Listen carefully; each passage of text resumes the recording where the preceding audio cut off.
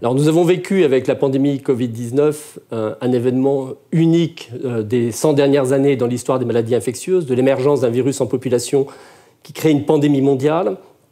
Et on a pu se confronter à cette pandémie avec les nouveaux outils.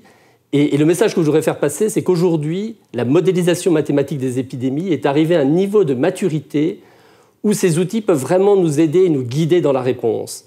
Et ce qui a été fait par plusieurs équipes en France et partout ailleurs dans le monde pendant cette épidémie a été de faire des scénarios sur la dynamique des courbes épidémiques quand les vagues démarraient pour nous dire où on allait, si on atteignait un seuil critique, par exemple, de saturation des hôpitaux, et qu'est-ce qui pouvait se faire pour atténuer l'impact, notamment sur l'hôpital, avec toutes les mesures qu'on connaît, qui vont du confinement au couvre-feu, à des fermetures d'espaces publics, interdiction de rassemblement, etc.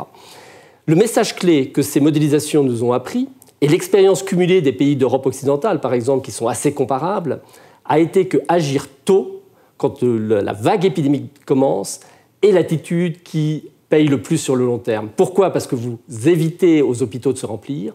Il est donc plus facile de revenir à une situation stabilisée. Vous avez un coût sanitaire moins élevé. Et assez curieusement, vous avez aussi un coût économique moins élevé.